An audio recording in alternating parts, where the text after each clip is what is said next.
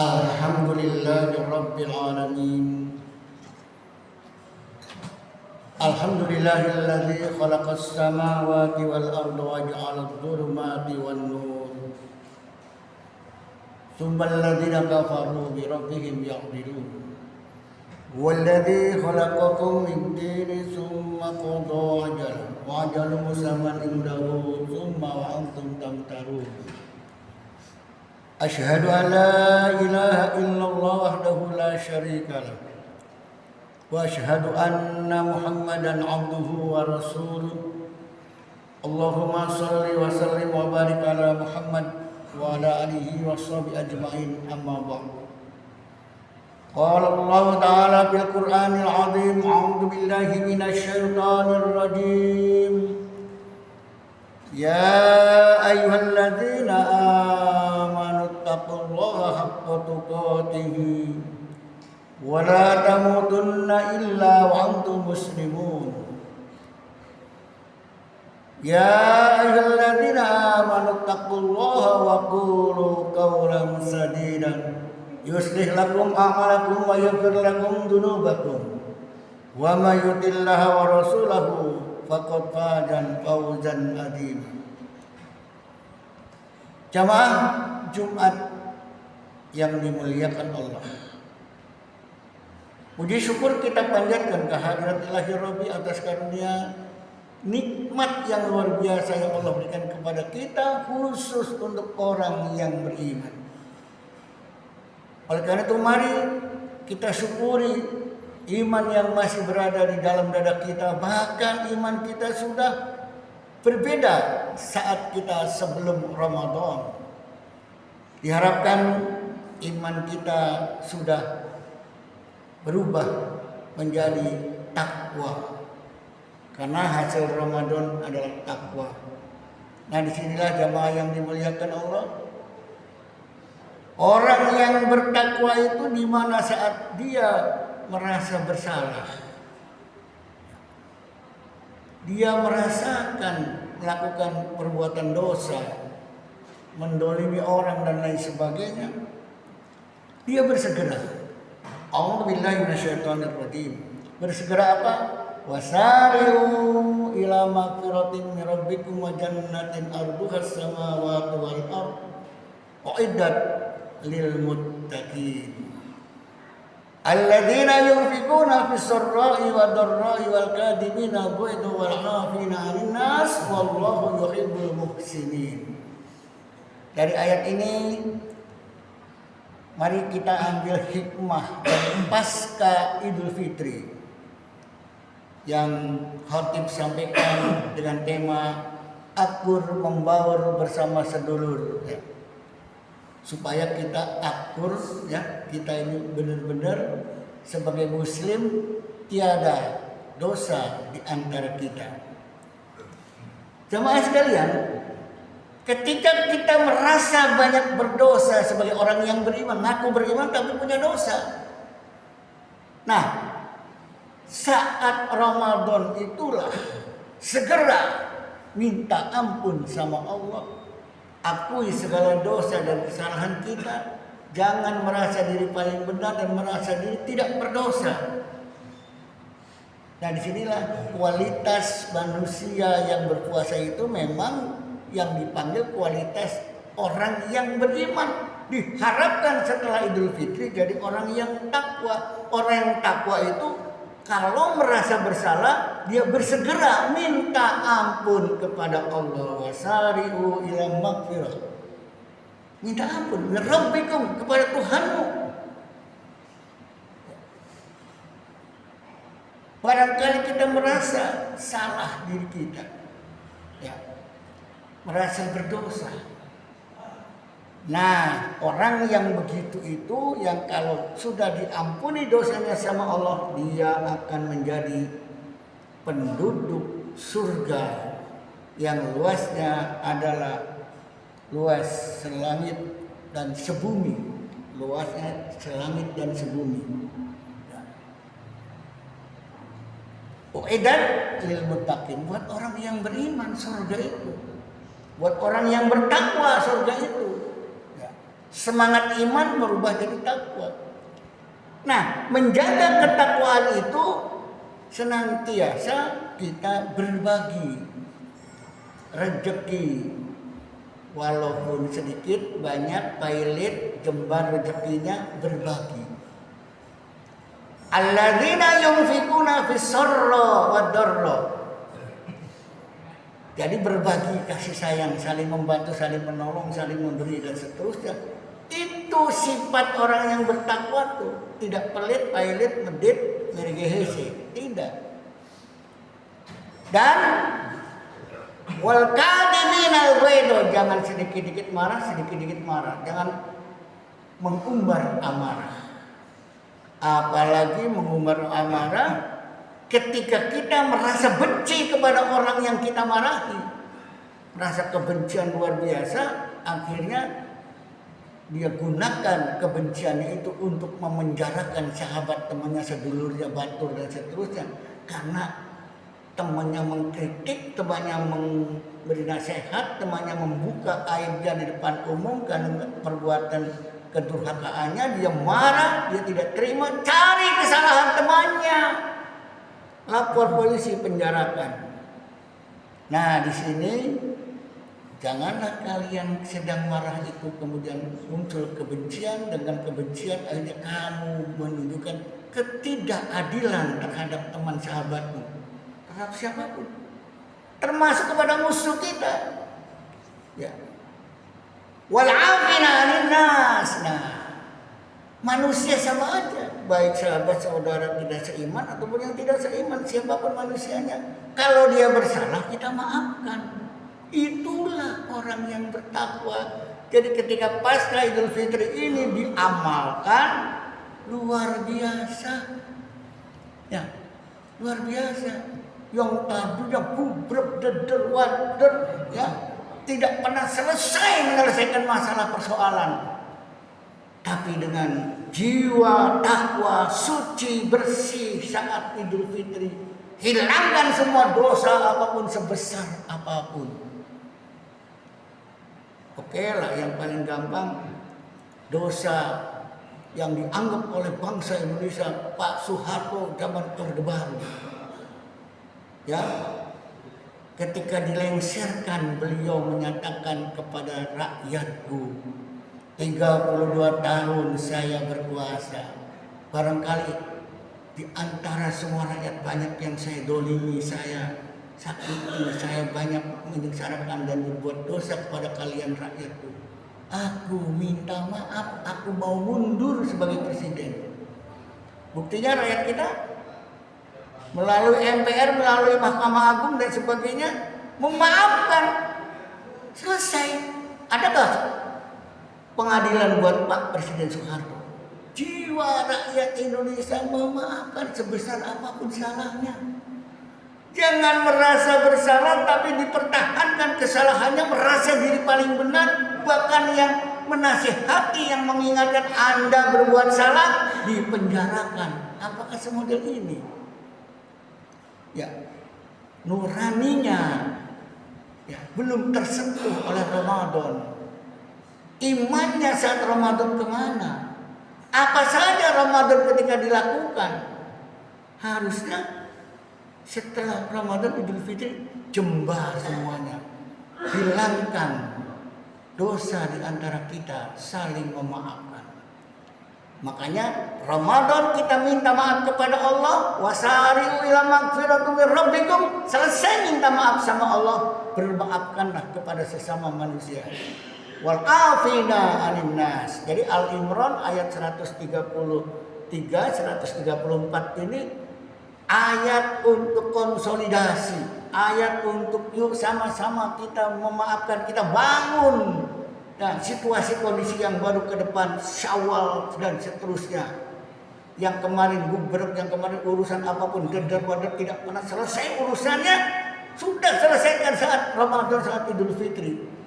Insya Allah kita akan diberkahi negeri ini, negeri yang penuh dengan kebersamaan akur, ya, rukun, ya. Tidak kemudian saling mencari kesalahan, dengan uangnya saling menuduh dibiayai sama siapa, terus siapa nih orang besar di belakangnya, saling nuduh menuduh. Selesaikan saat Idul Fitri. Ya, kita mungkin tahu teman kita, sahabat kita, ataupun pimpinan kita banyak dosa banyak salahnya, kita ingatkan, ya, agar berubah dan minta maaf. Jangan saat Idul Fitri masih kelakuannya seperti itu, nggak ada perubahan. Berarti kemarin puasa kemana? Apa yang dilakukan? Paham tidak itu puasa? Inilah ya satu konsep yang luar biasa di dalam Islam. Ketika merasa bersalah, akui kesalahannya. Dan mereka yang merasa didolimi, memaafkan kesalahannya. Setelah minta maaf sama Allah, baru saling memaafkan sesama manusia. Bahasa kita halal bihalal atau silaturahmi. Silman qata'aka wa ahsin kama asa'a ilaik. Bersilaturahminya kepada orang yang memutuskan hubungan denganmu. Eng-engan, putus hubungan, ya. Dan bersilaturahmilah kepada orang yang mendolimi kamu, yang menyakiti kamu, yang berbuat dosa kepada kamu. Jadi kita datang bersilaturahmi kepada orang yang telah berbuat salah kepada kita. Kita datang, kita maafkan. Sebelum dia yang bersalah minta maaf, kita udah maafkan duluan. Selesai hubungan. Akrab kembali. Masa lalu tinggalkan. Yang ke depan, ayo kita rencanakan. Bukankah kita sudah diingatkan? Ya ayyuhalladzina amanu taqullaha wal tanzur nafsum ma qaddamat lighad. Wattaqullaha innallaha khabirum bima ta'malun. Hai orang-orang yang beriman, bertakwalah kepada Allah. Orang yang beriman disuruh takwa. Suruh puasa, hasilnya takwa. Wal tanzur nafsum ma qaddamat lighad. Hendaklah setiap diri perhatikan apa yang akan dikerjakannya untuk hari esok. Nanti sore, nanti malam, besok, lusa, terus sampai kepada akhir hayat kita menuju akhirat. Apa yang kita kerjakan? Suruh diperhatikan, diprogram. Jadi kalau bangsa Indonesia punya program yang baik ke depannya, para ahli, punya ahli pikir dan seterusnya, para tokoh ulama ngasih program kepada presiden kita bagaimana membangun Indonesia ini dengan penuh sedulur akurnya, sejahtera, membaur. Kasih konsepnya dalam Islam. Bukan berarti suruh menjalankan negara Islam, tidak. Laksanakan Islam oleh kepala negara dan jajaran aparatur negara. Bukan berarti menjalankan menjadi negara Islam. Laksanakan. Buktinya haji dikerjakan, zakat dikejar-kejar, ya. Supaya apa? Supaya kumpul zakatnya untuk program negara, program kemanusiaan, program bagaimana menyantuni sosial dan sebagainya. Kenapa yang lain tidak? Yang paling gampang, akurkan yang saling bermusuhan, saling berbentuk, saling salah menyalahi. Nah, salah satu upaya yang sudah dikerjakan oleh beberapa tokoh kita di Solo, ya, sudah berkali-kali persidangan dan sebagainya untuk memecahkan persoalan bangsa yang carut marut, masalah sepele hanya suruh menunjukkan ijazah nggak pernah selesai. Akhirnya dikasih jalan keluar yang tadi seperti ayat Al-Baqarah Al-Imran 133-134. Ayo, mangga. Kita tidak akan mempersoalkan kembali, kita selesai asal satu. Ya. Yang bermasalah dan yang memecahkan masalah tidak pernah pecah-pecah, ya, diundur-undur terus entah sampai kapan, ya akhirnya buang tenaga, buang pikiran, buang biaya, buang waktu dan sebagainya. Rakyat dan orang tertentu jadi dibikin sibuk, ya aparatur penegak hukum juga dibikin sibuk, ngurus itu nggak pernah selesai. Padahal gampang katanya. Panggil yang bersangkutan, panggil rektornya, panggil Kapolri, 3 orang cukup, 3 lembaga. Apa katanya? dengan menggunakan sumpah terputus yang ada di undang-undang perdata tidak pidana. Ada. Tinggal bagaimana caranya? Yang bersangkutan mengakui bahwa ijazah saya asli, selesai. Nggak nunjukkan ijazahnya nggak apa-apa. Kalau nunjukkan ijazahnya, wah is okay. Ya. Nah, rektornya menyatakan betul dia lulusan UGM, selesai. Ya, yakin. Kapolrinya, pihak kepolisiannya diwakili oleh Kapolri atau siapa yang mewakili, silakan. Betul ijazahnya asli sesuai dengan penelitian forensik, laboratorium dan sebagainya, tidak palsu, asli, selesai. Yang nuntut ya sudah kalau begitu, silakan. Tapi angkat sumpah dulu, sumpah terputus. Apa sumpahnya? Berbunyi antara lain mirip seperti mubahalah. Ini yang lagi viral ya di dunia maya. Ya. Apa sumpahnya? Demi Allah, kalau saya memiliki ijazah palsu, maka saya akan dilaknat oleh Allah beserta keluarga. Tidak sampai 7 turunan, beserta keluarga. Rektornya sama seperti itu. Kalau saya mengeluarkan, kalau saya bohong bahwa ijazah itu betul-betul bohong, kena laknat. Tapi kalau betul aku ini ijazah asli, betul dikeluarkan oleh kami, oleh UGM, selesai. Dari aparat polisinya, Kapolrinya, siapapun yang ikut sumpahnya, betul ijazahnya asli sesuai dengan penyelidikan forensik dan seterusnya, dinyatakan asli. Kalau saya berbohong, kami berbohong, tiga-tiganya kalau berbohong akan dilaknat sampai kepada keluarganya. Selesai, di depan pengadilan ngomong begitu, udah yang nuntut selesai, udah terputus, udah kita biasa lagi. Masyarakat juga udah nggak usah ikut recokin, karena sudah selesai. Itu namanya sumpah terputus. Ternyata pengadilan nggak mengizinkan. Yang bersangkutan, yang punya ijazah, yang mengeluarkan ijazah, yang memeriksa ijazah secara forensik juga tidak mau disumpah terputus. Nah, persoalannya akhirnya belum tuntas, belum putus. Kira-kira gimana selanjutnya? Apakah mereka tidak mau bersumpah, kemudian mereka merasa dirinya bersalah, berbohong? Itu urusan mereka. Kalau dia bersumpah berarti dia benar, selesai. Itu paling gampang, sehingga tidak mengeluarkan biaya. Ya, dalam Islam istilahnya mubahalah. Nah, disinilah kalau orang-orang beriman, rakyat Indonesia beriman dan bertakwa, rakyatnya, masyarakatnya, aparatur negaranya beriman, insya Allah negeri ini akan benar. Akan benar. Tapi masyarakat dan semuanya yang ada merasa sebagai bangsa Indonesia ini banyak yang melupakan Allah. Wala takunu kalladzina nasullaha fa amsahum anfusahum ulaika humul fasiqun. Orang-orang yang melupakan Allah, Allah akan melupakan dia. Dan dia termasuk orang-orang yang fasik. Orang fasik. Bukan muslim, ngakunya saja tapi fasik. Banyak dosa, banyak durhaka, banyak melakukan kebohongan, banyak melakukan kedoliman dan sebagainya. Itu fasik.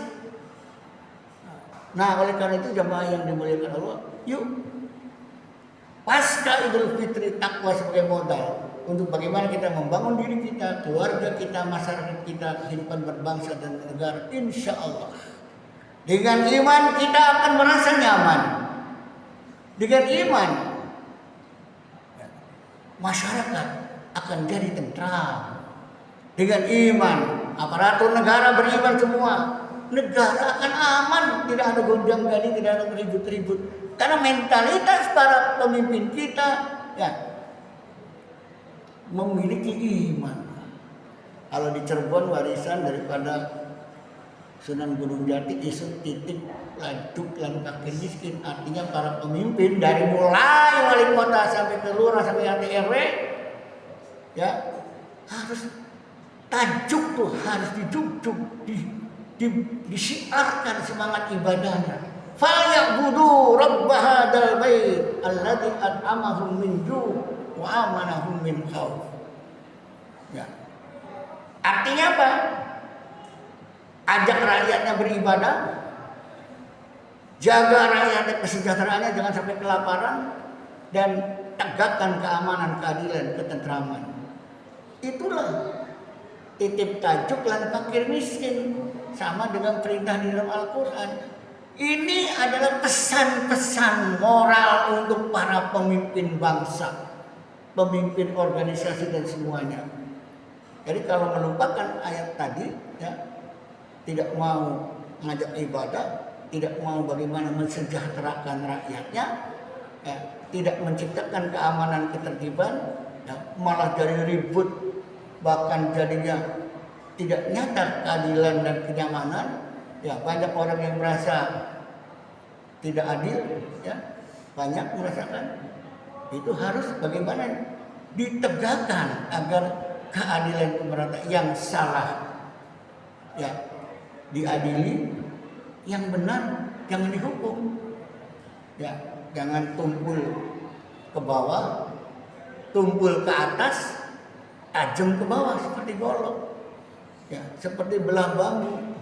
Mau belah bambu, yang satu diinjak sudah terbelah, yang di atasnya ditarik ke atas.